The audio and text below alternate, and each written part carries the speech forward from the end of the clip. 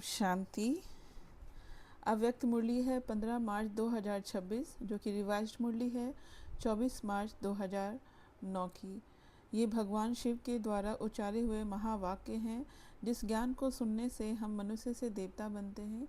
और जैसा कि आप स्क्रीन पे देख रहे हैं लक्ष्मी नारायण का फ़ोटो, तो ये लक्ष्य है हमारा कि ऐसा ज्ञान भगवान के द्वारा मिलता है जिससे हम लक्ष्मी नारायण के समान बनते हैं। तो आइए भगवान के ज्ञान के मुख्य पॉइंट्स को जान के उसको विस्तार में समझते हैं।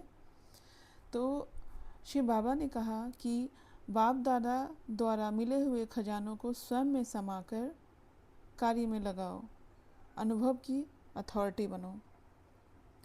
तो खजाना कौन कौन सा है वो जानते हैं, क्योंकि आज दुनिया में लोग बहुत ही कंगाल हैं, मंदिरों में जाते हैं और भगवान से कुछ न कुछ मांगते ही हैं। तो भगवान आकर कुछ न कुछ नहीं देते हैं, ऐसा खजाना देते हैं, एक जन्म 2 जन्म क्या 21 जन्म के लिए भरपूर कर देते हैं। तो वो खजाना क्या विधि है, किस तरीके से वो खजाना हम प्राप्त करेंगे, तो आइए जानते हैं विस्तार में कि खजाना क्या क्या है। तो भगवान के द्वारा दिए गए ज्ञान धन से मुक्ति और जीवन मुक्ति की प्राप्ति हुई। उससे पुरानी देह और पुरानी दुनिया से मुक्त जीवन मुक्त स्थिति और मुक्ति धाम में जाने की सभी बच्चों को प्राप्त हुआ। हम सभी क्या चाहते हैं? मुक्ति। तो भगवान आकर मुक्ति ही नहीं, जीवन मुक्ति भी देते हैं। मतलब जीवन ऐसा कि जिसमें दुख नहीं हो। जीवन तो हम जी रहे हैं लेकिन दुख का नामो निशान नहीं हो, उसे कहते हैं जीवन मुक्ति। तो हम जीवन मुक्ति में भगवान के ज्ञान धन से हम जाते हैं और मुक्त अर्थात मुक्ति धाम, निर्वाण धाम, परम धाम जो हर आत्मा चाहती है। फिर दूसरा खजाना क्या है? योग के खजाना से सर्व शक्तियों की प्राप्ति हुई। फिर तीसरा है कि धारणा के खजाना से सर्व गुणों की प्राप्ति हुई। फिर है सेवा के खजाना से दुआओं का खजाना, खुशी का खजाना प्राप्त हुआ। फिर भगवान ने कहा कि इन खजानों के भी अलावा जो सबसे बड़े से बड़ा खजाना है वो है संगम युग का खजाना। सारे कल्प में यह संगम का अमूल्य खजाना है। जब भगवान इस धरती पे आते हैं, कलयुग का अंत और सतयुग का आदि आने वाला होता है, उसी के संगम पर भगवान शिव आते हैं। तो वो समय कितना ही मूल्यवान है, उसकी इम्पोर्टेंस, उसकी वैल्यू शिव बाबा बता रहे हैं। फिर दूसरा कहा बाबा ने कि इस संगम के समय एक एक संकल्प, एक एक घड़ी बहुत अमूल्य है। तो हमारा एक एक सेकंड व्यर्थ नहीं जाना चाहिए, इतना अमूल्य है ये संगम युग, क्योंकि इसी के बेसिस पे हमें 21 जन्मों का खजाना मिलता है। फिर बाबा ने कहा संगम पर बाप दादा और बच्चों का मधुर मिलन होता है और कोई युग में परमात्मा बाप और परमात्मा बच्चों का मिलन नहीं होता। तो ये कितना सुंदर समय है कि भगवान से मिलन होता है बच्चों का। तो कितना प्रीशियस युग है ये। इन संगम पर ही बाप दादा द्वारा सर्व खजाने प्राप्त होते हैं। जो इतने भक्ति करते आए हैं, इतनी भगवान से मिलने की हम तड़प किए, इतनी पूजा पाठ, कितने त्याग तपस्या किए, आज उसका फल मिला है कि भगवान आए हैं इस धरती पे। तो ये कितना सुनहरा और कितना प्रीशियस समय है ये। फिर बाबा ने कहा छठा है खजाना जमा करने का समय संगम युग का ही है और कोई भी युग में जमा का खाता जमा करने की बैंक ही नहीं है। तो कितना वैल्यूबल है ये, क्योंकि ये एक खुला है ट्रेज़र, जिसमें जितना लेना है ले सको इस समय ही जब भगवान आते हैं। फिर उसके बाद ये ट्रेज़र बंद हो जाएगा। तो जितना खजाना लेना है वो अभी लेने का समय है। फिर सातवां है संगम युग की महिमा। सिर्फ एक संगम युग है जिसमें जितना खजाना जमा करने चाहो उतना कर सकते हो। इस संगम समय का जो महत्व है वह यही है कि एक जन्म में अनेक जन्मों के लिए खजाना जमा कर सकते हो। इसीलिए इस छोटे से युग का बहुत महत्व है और खजाने भी बाप दादा द्वारा सभी बच्चों को प्राप्त होते हैं। अब बाबा ने आगे कहा कि खजाना को धारण करने के लिए क्या क्या चाहिए। अब जैसे कि हमें खजाना तो मिल गया, लेकिन खजाना मिल गया तो उसको हम कैसे धारण करें। जैसे कि जब हम कोई खजाना देखते हैं, अब इमेजिन कीजिए कि हम ट्रेज़र के पास गए, बहुत सारा हमारे पास खजाना मिल गया, अब उसे लेना कैसे है, वो तो लॉक है लगा हुआ। तो पहले क्या है कि हमें उस गेट को खोलने की चाबी चाहिए। अब जब गेट खुल गया और हमारे सामने पूरा भरा हुआ है वो कमरा खजाना से, सोना चांदी हीरे जवाहरात से, तो फिर उसके बाद हम उसको कैसे लेंगे। खोलने के बाद तो फिर हमारे पास बहुत सारे बैग्स चाहिए, फिर उसके बाद उसे घर ले जाने के लिए हमारे पास ट्रांसपोर्ट चाहिए। तो उसी प्रकार ये भी है कि खजाना तो बाबा ने हमें बता दिया कि खजाना क्या क्या है। ज्ञान का खजाना, याद का खजाना, धारणा का खजाना, सेवा का खजाना। अब लेकिन उसके बाद उसको धारण करने के लिए क्या चाहिए। तो एक तो क्या है कि अपने पुरुषार्थ से प्रारब्ध बना सकते हो। हम जितना पुरुषार्थ करेंगे उससे हम खजाना जमा कर सकते हैं। दूसरा क्या है विधि कि सदा स्वयं संतुष्ट रहना और सर्व को संतुष्ट करना। संतुष्टता की विशेषता से खजाना जमा कर सकते हैं। तो संतुष्टता भी एक बहुत बड़ा गुण है जिससे हम खजाना जमा कर सकते हैं।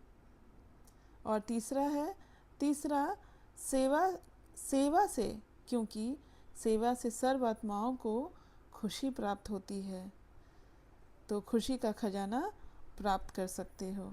तो सेवा किस प्रकार की, सेवा मन वचन कर्म से होता है। और सेवा कि भगवान आ चुके हैं इस धरती पे, हर कोई आत्मा चाहता है भगवान से मिलन बनाना। तो हर आत्मा को पता होना चाहिए, सबको बताना है कि भगवान इस धरती पे आ चुके हैं मुक्ति और जीवन मुक्ति देने के लिए। तो फिर बाबा ने कहा आगे, तो अपना पुरुषार्थ, सर्व को संतुष्ट करने का पुरुषार्थ, और तीसरा सेवा का पुरुषार्थ, इन तीनों प्रकार से खजाने जमा कर सकते हो।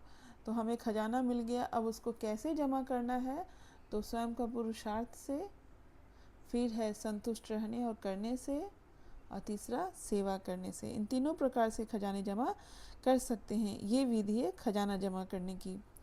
फिर आगे बाबा ने कहा, खजाना जमा करने में विशेष संबंध संपर्क में आने में एक तो निमित्त भाव, निर्माण भाव, निस्वार्थ भाव, हर आत्मा के प्रति शुभ भावना, शुभ कामना रखने की आवश्यकता है। अगर सेवा में खजाना जमा करना है तो विधि है ये। अगर सेवा व संबंध संपर्क में यह सब है तो पुण्य का खाता और दुआओं का खाता जमा होता है। ऐसा बाबा ने किस लिए कहा कि निस्वार्थ भाव, निमित्त भाव, निर्माण भाव, शुभ भावना, शुभकामना होनी चाहिए। क्योंकि जब हम सेवा पे जाते हैं तो सबसे पहले सेवा जब बहुत अच्छा हुआ तो मन में अहंकार आ जाता है कि मैंने इतना अच्छा समझाया, मैंने इतना अच्छा बोला। तो निमित्त भाव कि कराने वाला करा रहा है, मीन्स मैं तो बस निमित्त मात्र हूँ, भगवान करा रहे हैं, बस नाम मेरा हो रहा है लेकिन कराने वाले तो भगवान ही हैं। तो निमित्त भाव होना चाहिए। और बहुत ही निर्माण भाव होना चाहिए। निर्माण भाव माना कि जो मन में सबके लिए पॉजिटिव ही रखता हो, सबके गुण को ही देखता हो और बुद्धि में सबके लिए अच्छे गुण ही देखे, वो सबके लिए स्नेह है उसके मन में, कि जब कोई भी तमोगुणी व्यवहार को देखकर, जो सबके लिए, भले ही सामने सबका कैसा भी व्यवहार हो तमोगुणी, लेकिन सबके व्यवहार को एक समान अच्छा ही सोचता है, अंदर बुद्धि एक समान, बहुत ही सरल, बहुत ही स्वच्छ, हर किसी से एक समान व्यवहार, वैसे को कहते हैं निर्माण भाव। तो इससे क्या होता है, फिर हर किसी के एक तो निस्वार्थ भाव होना चाहिए, अपना कोई भी स्वार्थ नहीं होना चाहिए, स्वार्थ वाला सेवा सफल नहीं होता है। तो निस्वार्थ भाव से सेवा करनी चाहिए।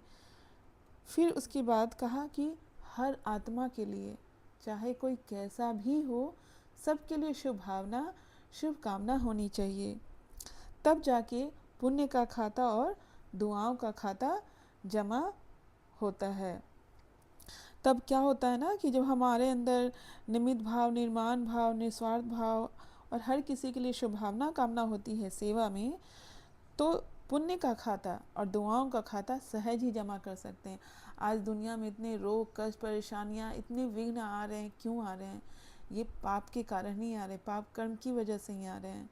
तो जैसे ही हमारा जब पुण्य बनने लगता है तो पुण्य बनने से हमारे क्या होते हैं, फिर हमारे सारे विघ्न हटने लगते हैं, सारे प्रॉब्लम्स हटने लगते हैं।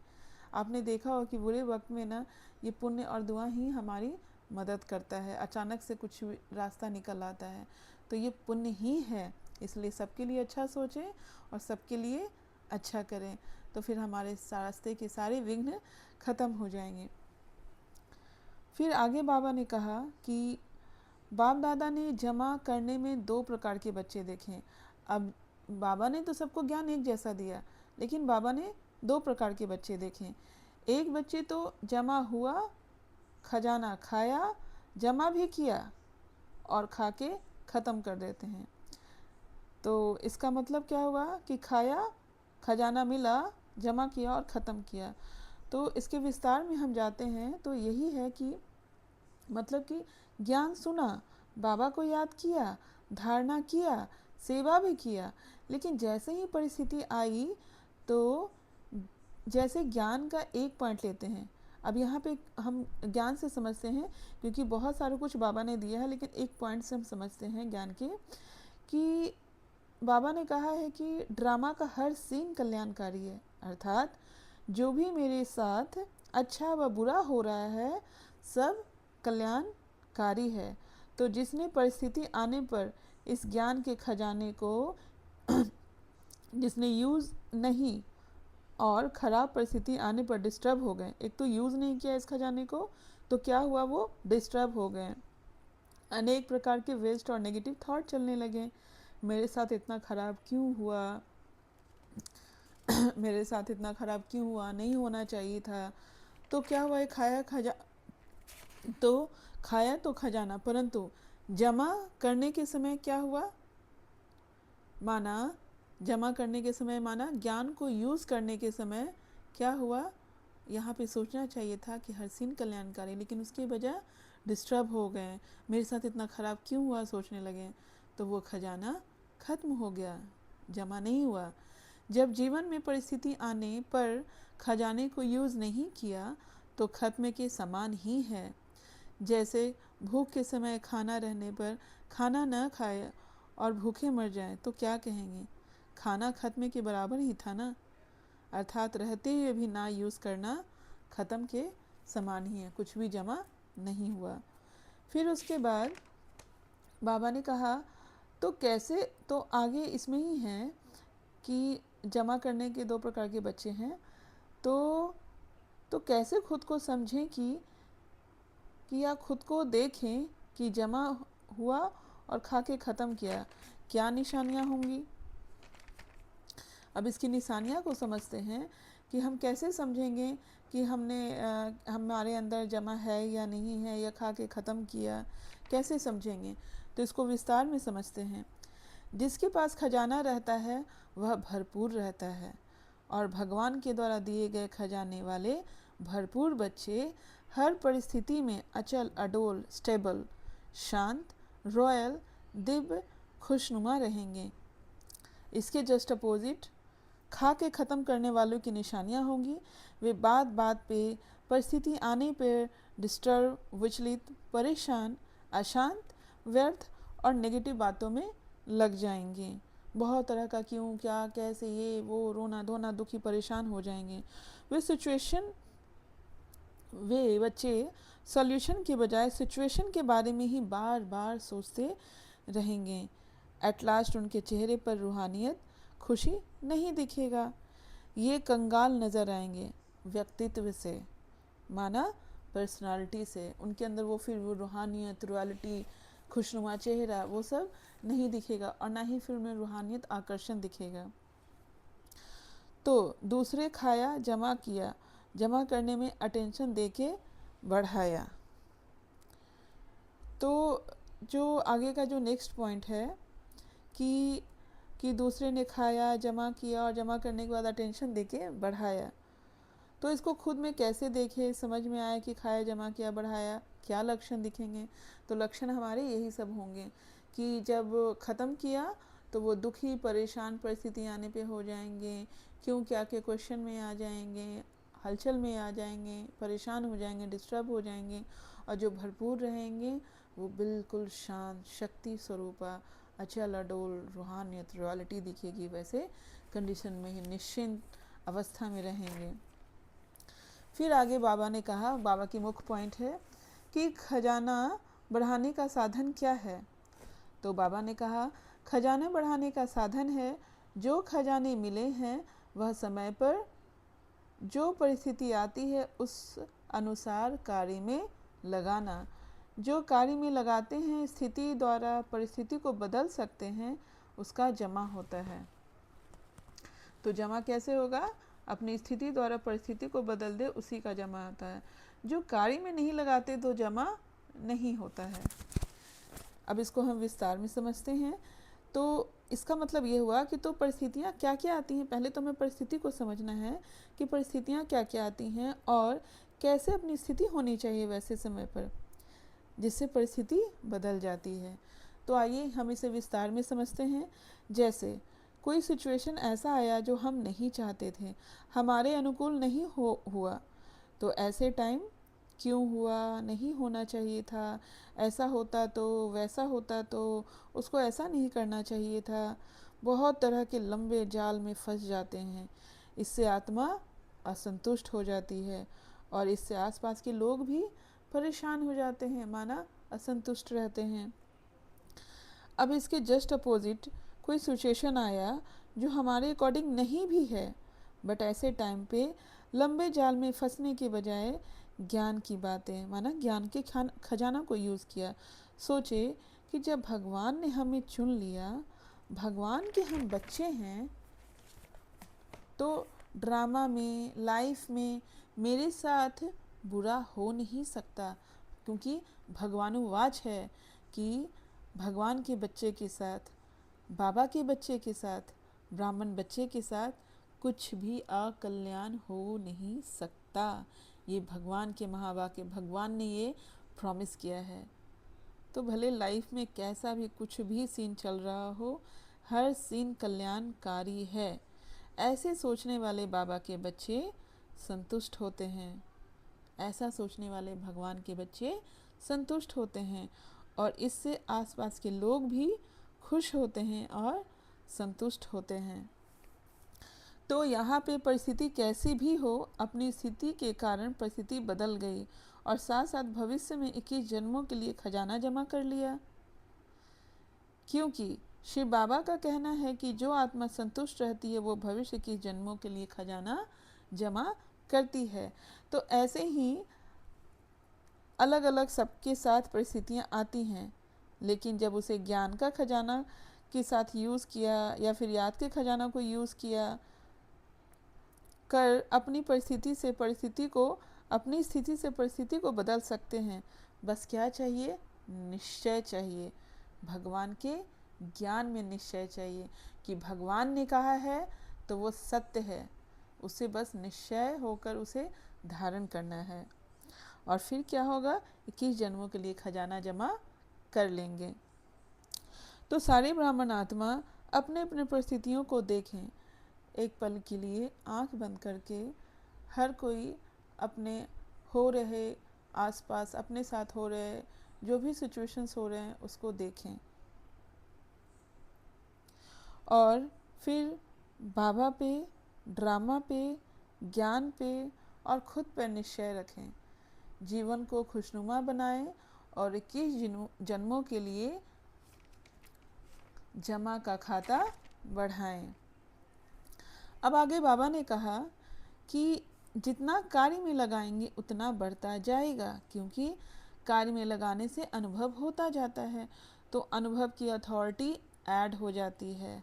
क्योंकि अनुभव वाली आत्माओं का ना सुनने में सामने वालों को भी अनुभव होता है, उसका असर होता है। तो अपने आप से पूछो कि यह सारे खजाने जमा हैं।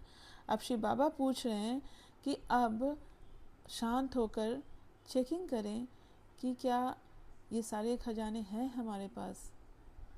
कहीं सिचुएशन आने पे हम डिस्टर्ब तो नहीं हो जाते हैं, और अगर आज तक होते भी आए हैं तो अब नहीं, फुल स्टॉप, बिंदी।